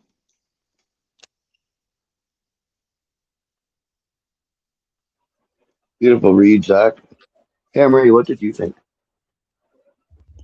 I thought this was wonderful. I like the use of repetition, the imagery in it. I like the one word title, evergreen, the idea of our dreams being forever green, forever fertile and growing. I think there's great lines throughout, but I especially like the second stanza, and I like how this poem speaks on personal growth and following our individual dreams. So very well done. Beautiful comment, Camry. Do you well, Dove? What did you think? Well, I really enjoyed this poem by Adam. You know, how he ties in his life with what he sees in nature and what is going on, you know, that he wants to always, you know, hope that his dreams is evergreen. You know, there's just something about evergreen trees. You know, I have to touch them. And then, you know, when you touch the bristles and you smell your hand, you can smell that oil that they leave in your hands, and it's very calming. You know, he's going through his life here. I don't know. Part of it, it's where I don't know if he was sick or he was dealing with something with broken bones or something. I have a dream that my peacock feathers can withstand that of the harshest winters, that my brittle bones will grow strong with scars that ache so deep. So I don't know if he had some type of surgery.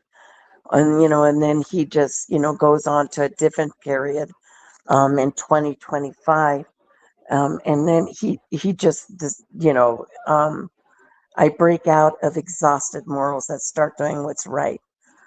Right last words of external dread, pulling from the previous exits of threads, you know, and then, you know, he says, because I was bad, I was nasty, liked it a lot. The chip on my shoulder came gambling pots.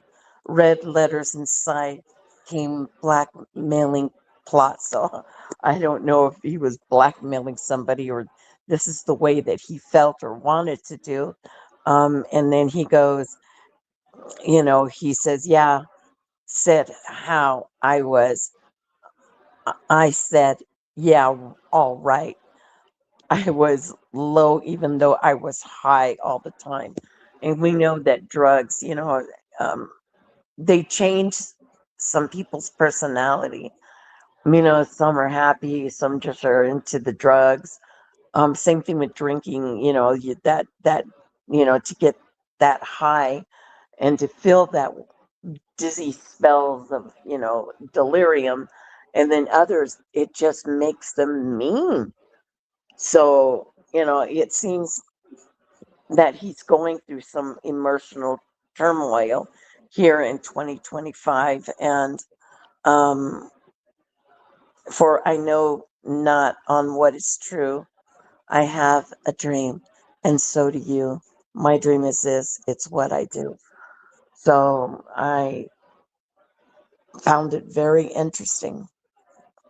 And where he talks about pain, and then of course the hope of to be like Mother Nature, the evergreen tree, always staying positive and protective, because it does protect animal wildlife. Beautiful comment, Luyu. Well done. Thanks so much. But yeah, I really enjoyed that. I have a dream that my peacock feathers can withstand that of the harshest weather, that my brittle bones will grow strong with scars that ache so deep, that my list of achievements seem like something in an endless pit of waving seas. If not for this dream, I would be fine, but there would be more glimmers in my smile if I did not have to sit there simmering for a while. A sausage on a sizzle will fry. My dream, the steam slowly dissipating.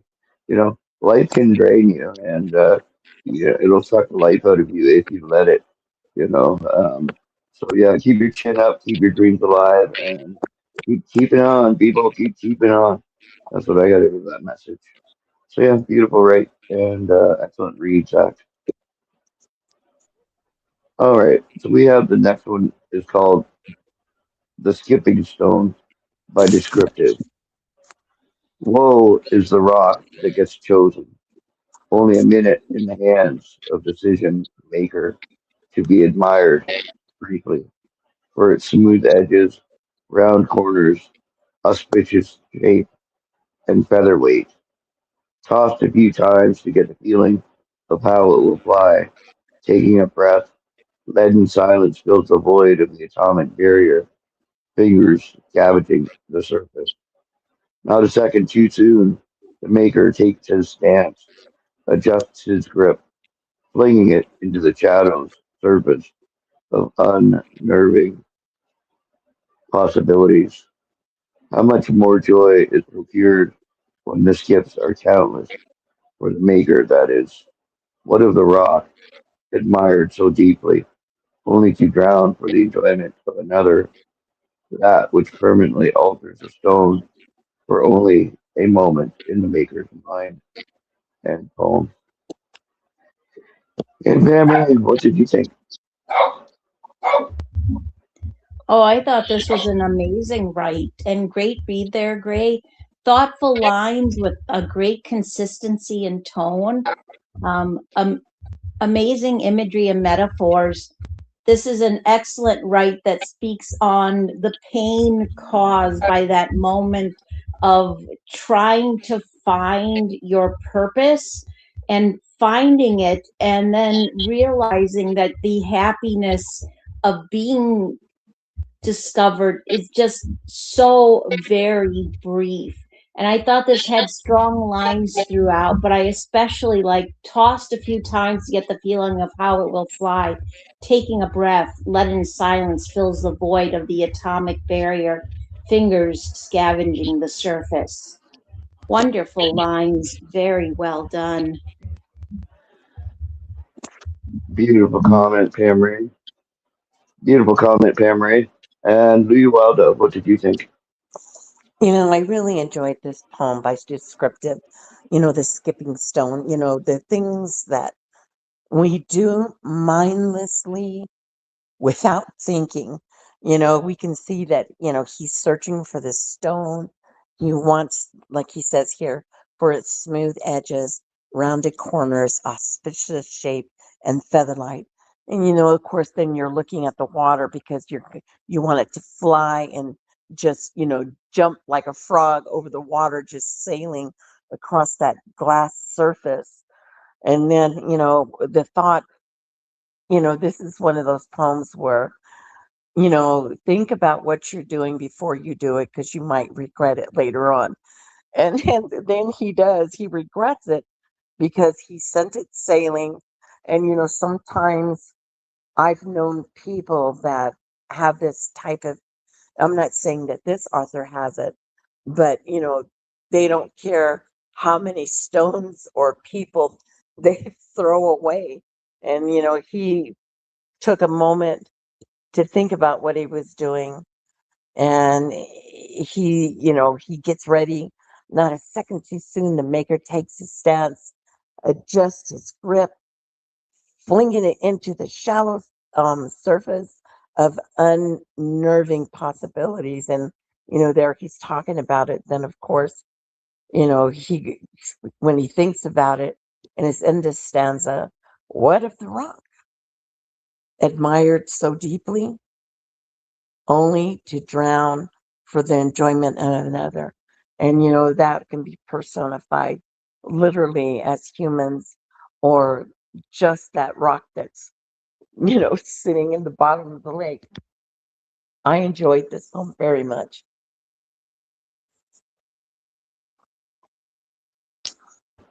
Beautiful comment. Thank you so much, Luyu. And Zach, you read it. What did you think?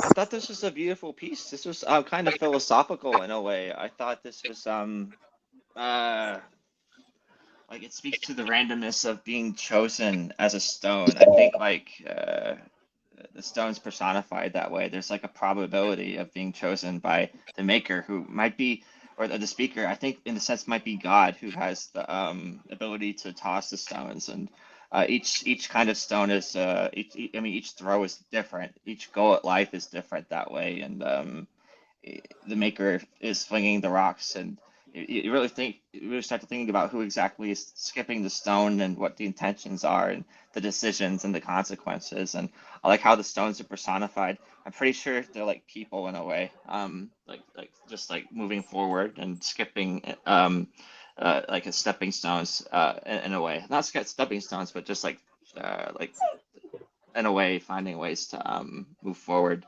by in life. And yeah, it's just different for every time. Every time, every skip rather is different. Every life, every go at life. And I just like how You gotta wait yeah. 7 minutes. Oh, Beautiful, beautiful comment. Thank you so much, Zach. Sorry about that. Was I off mute when I told my dog she gotta wait? oh, no worries. Okay. I didn't know what that was. It's I was kidding. Yeah, yeah. She's whining at me. It's like I'm on a radio show, dog. All right. I have the next poem up. This is by Donna Hobart. And if you wouldn't mind giving that a read, please, man. I would be happy to. All right. The Reach by Dana Hobart. White light spills across a hospital floor where Alex moves between the shadows of the sick. He does not carry a sword, only gauze, water, and a steady hand. He maps the geography of pain, traces borders where a pulse falters, then pulls a life back toward the center. The city of Minneapolis exhales a cold mist as ICE vans arrive. Alex watches from the glass. He captures the steel, the zip ties, the weeping into the memory of his lens. He documents the silence of the disappeared until the silence screams. On the final night, the air thickens with salt. He sees a woman crumpled on the asphalt, her breath ragged from the strike of a boot. He forgets the danger of the uniform. He forgets the weight of the metal. He only remembers the oath. He kneels to reach out for her. In that reach, the world stops turning. He falls not as a victim, but as a bridge built between a broken body and the hope of a morning he will not see. End poem. Beautiful read, Cameron. And Zach, what are your thoughts? Yeah.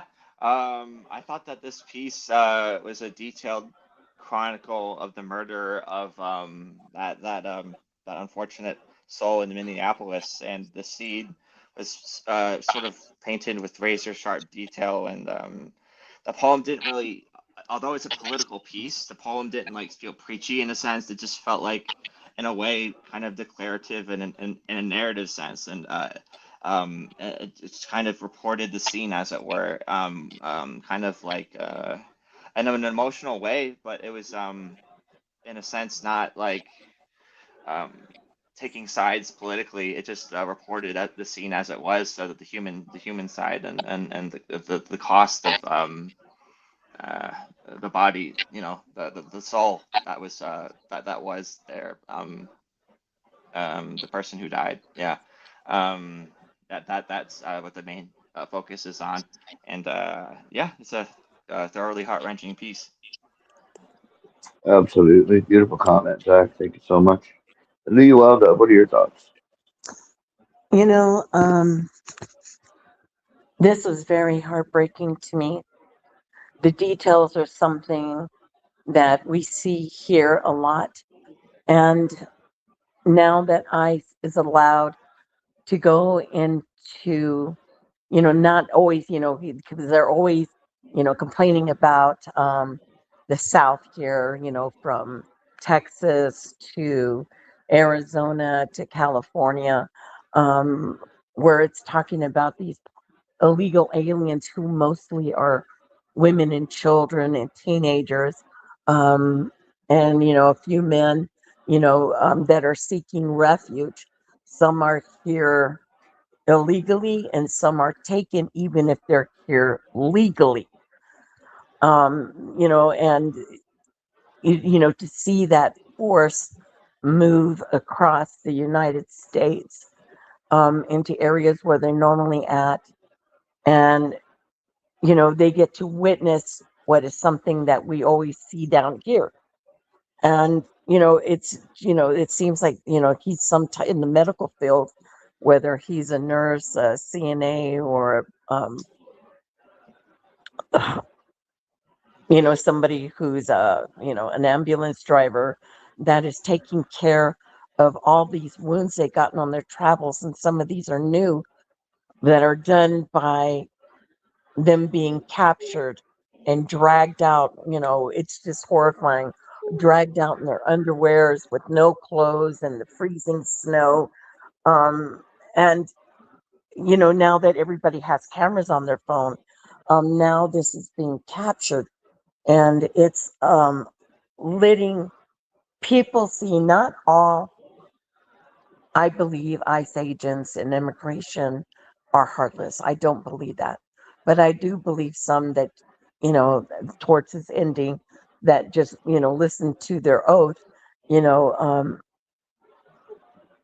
they get mistreated. And, he puts it out here very visual and painful. And it was like watching television and watching this happen to these people who are captured. It's just heart wrenching. Yeah, absolutely. Beautiful comment, Luyu. Yeah, I think the rate is heartbreaking and palpable. You can feel the energy, as he's healing to reach out for her. In that reach, the world stops turning because his life ends. And, you know, he falls not as a victim, but as a bridge built between a broken body and the hope of a morning he will not see. Just a heart wrenching poem. Thank you for sharing, Donna Hobart. And congratulations on your front page pick. All right, well, that makes it a show for tonight. Thank you all for suffering through our trials and tribulations to get through to where we did. Another successful show. Woo woo! Thank you, Pam Ray. Thank you, Fill My Eyes. Thank you, Luyu. Thank you, Lauren. Good night, everybody. Night, Much y'all. love. Good night. Good night. Good night, everyone.